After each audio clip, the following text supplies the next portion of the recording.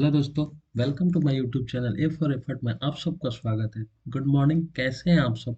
आज हम लोग देखेंगे अक्षांश और देशांतर रेखाओं के बारे में 10 मिनट सो विस्तार से, जो हमारे आने वाले एग्जाम के लिए बहुत ही उपयोगी साबित हो सकते हैं और यहाँ से हमेशा क्वेश्चन पूछा जाता है।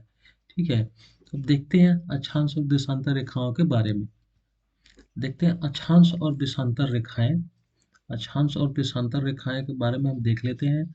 ये लैटिट्यूड एंड लॉन्गिट्यूड, इसको इंग्लिश में कहा जाता है लैटिट्यूड एंड लॉन्गिट्यूड।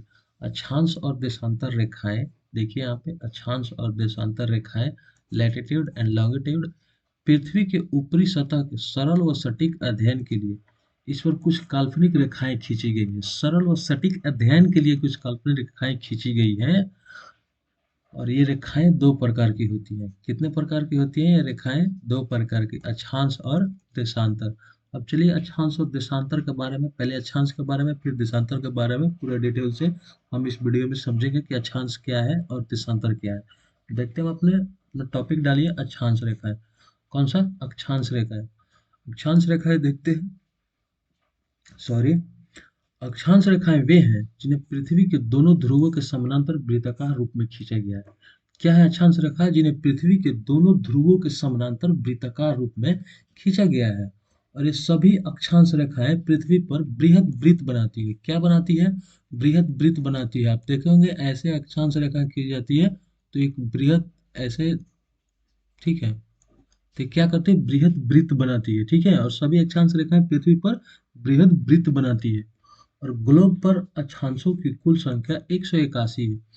ग्लोब जो है हमारा, ग्लोब देखे होंगे उस पे अक्षांशों की कुल संख्या कितनी है? 181 है। कितनी है? 181 है। ठीक है, और पृथ्वी पर 0 डिग्री अक्षांश सबसे बड़ा अक्षांशीय वृत्त बनाता है। तो पृथ्वी पर पूछ देगा कि कितने डिग्री का अक्षांश सबसे बड़ा अक्षांशीय वृत्त बनाता है, तो क्या कहेंगे? 0 डिग्री अक्षांश। 0 डिग्री अक्षांश सबसे बड़ा अक्षांशीय वृत्त बनाता है। क्लियर है? समझ में आ रहा है? आगे बढ़े। चलिए आगे देखते हैं। आगे देखते हैं कि पृथ्वी की सतह के बीचों बीच स्थित होने के कारण, कह रहा है कि जो अक्षांश रेखा है पृथ्वी की सतह के बीचों बीच स्थित होने के कारण इसे भूमध्य रेखा या विषुवत रेखा के नाम से जाना जाता है। किस नाम से जाना जाता है? भूमध्य रेखा या विषुवत रेखा के नाम से जाना जाता है। ठीक है, और भूमध्य रेखा के पृथ्वी के दो गोलार्ध, उत्तरी गोलार्ध और दक्षिणी गोलार्ध में बांटती है। भूमध्य रेखा जो है पृथ्वी को दो गोलार्धों में, उत्तरी गोलार्ध और दक्षिणी गोलार्ध में बांटती है। ठीक, आगे देखते हैं कि विषुवत रेखा के उत्तर में उत्तरी ध्रुव तक अवस्थित सभी अक्षांशों को उत्तरी अक्षांश के नाम से जाना जाता है।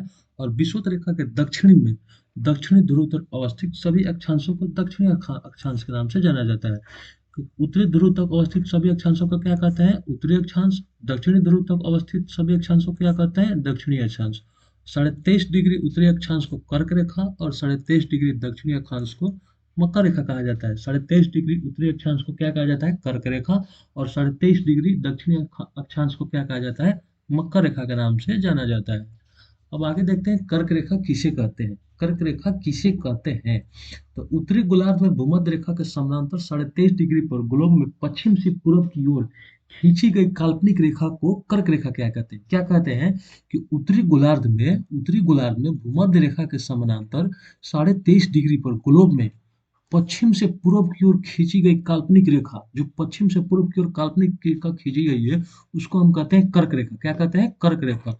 और यह एक क्या है? अक्षांश रेखा है, जो कि भारत के मध्य से गुजरती है। और भारत के मध्य से गुजरती है, और भारत के कितने राज्यों से होकर गुजरती है?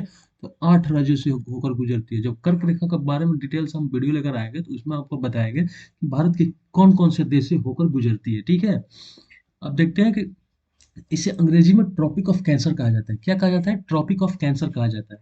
कर्क रेखा पर की जलवायु कैसी होती है? तो ये आमतौर पर गर्म और शुष्क होती है। कर्क रेखा की जो जलवायु है वो आमतौर पर गर्म और शुष्क होती है। अब देखते हैं कर्क रेखा विश्व के कितने देशों से होकर गुजरती है। मतलब कर्क रेखा जो है विश्व के कितने देश से होकर गुजरती है। तो कर्क रेखा देखिए क्या है ना, कि कर्क रेखा विश्व के कुल 17 देश से होकर गुजरती है। कितने देश है? तो 17 देश से होकर गुजरती है। और जो 17 देश गुजरती है उनका लिस्ट भी हमारे पास है। हम देख लेते हैं कौन कौन से देश से होकर गुजरती है। तो इन 17 देशों में पूर्व से पश्चिम की ओर ताइवान, चीन, Myanmar, Bharat, Bangladesh, Oman, UAE, Saudi अरब, Egypt, Libya, Niger, Algeria, Mali और मरितोनिया देख सकते हैं, पश्चिमी सहारा, बहामास और मैक्सिको शामिल है। कितने देश से होकर गुजरती है? आप देख सकते हैं कर्क रेखा विश्व के कुल 17 देश से होकर गुजरती है। और कर्क रेखा भारत में 8 राज्यों से होकर गुजरती है। ठीक है, आप समझ गए पूरा अच्छी तरह से कर्क रेखा के बारे में। कर्क रेखा किसे कहते हैं? एक कैसे भारत के मध्य से होकर गुजरती है, अंग्रेजी में इसे ट्रॉपिक ऑफ कैंसर कहा जाता है। और कर्क रेखा पर जलवायु आमतौर पर कैसी होती है? गर्म होती है और शुष्क होती है, गर्म और शुष्क होती है। और कर्क रेखा विश्व के 17 देश से होकर गुजरती है। आगे बढ़े, अब देखते हैं मकर रेखा के बारे में। तो मकर रेखा कुल कितने देश से होकर गुजरती है? तो मकर रेखा टॉपिक जो है ये 10 देश, 3 महाद्वीप और 3 जल निकाय से होकर गुजरती है। और इसमें एक महाद्वीप है ऑस्ट्रेलिया जिससे होकर गुजरती है, आगे हम देखेंगे उसमें जरूर लिखा होगा। ठीक है, और देखते हैं कौन सा देश, कौन कौन देश। नामीबिया, बोत्सवाना, दक्षिण अफ्रीका, मोजाम्बिक और मेडागास्कर ये देश से होकर गुजरती है।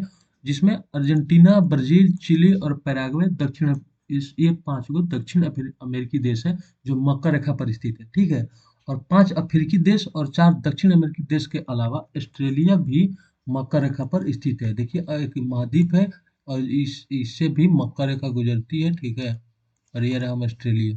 ठीक है, आगे बढ़े, क्लियर है? चलिए आगे बढ़ते हैं। हम देखते हैं भूमध्य रेखा, 13 देश, 3 महाद्वीप और 3 जल निकाय से होकर गुजरती है। भूमध्य रेखा जो है 13, क्या है, 13 देश, 3 महाद्वीप और 3 जल निकाय से होकर गुजरती है। भूमध्य रेखा इन देशों के माध्यम से गुजरती है। देखते हैं कौन कौन से देशों के माध्यम से गुजरती है। तो भूमध्य रेखा हमारा Ecuador, Colombia, Brazil, Sao Tome और प्रिंसिपे, गैबोन, कांगो गणराज्य, कांगो लोकतांत्रिक गणराज्य, Uganda, Kenya, Somalia, Maldives, Indonesia और किरिबाती। भूमध्य रेखा इन 13 देशों से होकर गुजरती है और ये 3 महाद्वीप और 3 जल निकाय से होकर गुजरती है।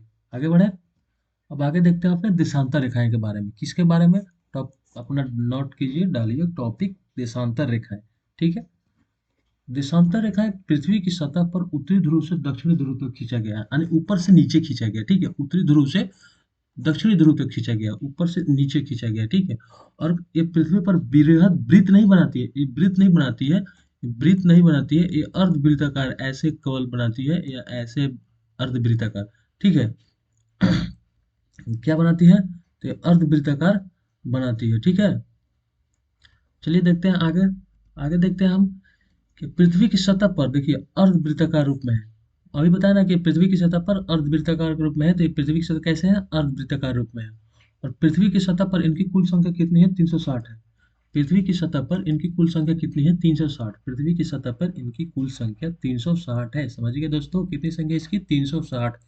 और ये सभी एक दूसरे से 1 डिग्री की दूरी पर खींची गई है। कितने डिग्री की दूरी पर है? ये सब एक दूसरे से 1 डिग्री की दूरी पर खींची गई है। ठीक है, अब समझ गए अच्छे से कि देशांतर रेखाएं जो है उत्तर ध्रुव से दक्षिणी ध्रुव तक खींचा गया है। ये बृहद वृत्त नहीं बनाती है और पृथ्वी की सतह पर अर्धवृत्ताकार रूप में है। और पृथ्वी की सतह पर इनकी कुल संख्या 360 है। और ये सभी एक दूसरे से 1 डिग्री की दूरी पर खींची गई है। कितनी दूरी पर खींची गई है? 1 डिग्री की दूरी पर खींची गई है। अब देखते हैं पृथ्वी को 1 डिग्री देशांतर के घूर्णन में 4 मिनट का समय लगता है। क्या कह रहा है कि पृथ्वी को 1 डिग्री देशांतर के घूर्णन में 4 मिनट का समय लगता है। और 0 डिग्री देशांतर को ग्रीनविच मीन रेखा या अंतर्राष्ट्रीय समय रेखा के नाम से जाना जाता है।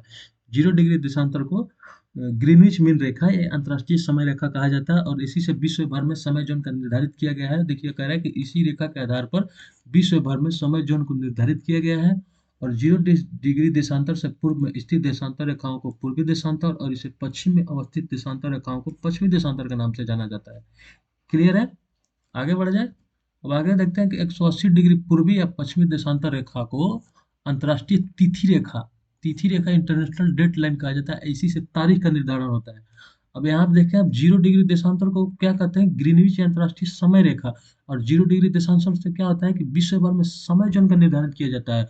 और 180 डिग्री पश्चिमी देशांतर रेखा को अंतर्राष्ट्रीय तिथि रेखा या इंटरनेशनल डेट लाइन के नाम से जाना जाता है। और इससे विश्व भर में क्या होता है? तारीख का निर्धारण होता है। किससे? तारीख, जो हम लोग डेट बताते हैं क्या, जनवरी फरवरी ऐसे, तो इसे 180 डिग्री पूर्वी या पश्चिमी देशांतर रेखा रेखा से, ये अंतर्राष्ट्रीय तिथि रेखा से तारीख का निर्धारण होता है। ठीक है, थैंक यू दोस्त। वीडियो अच्छा लगे तो लाइक एंड सब्सक्राइब जरूर कर दीजिएगा। हम इसी तरह का कंटेंट लाते रहेंगे।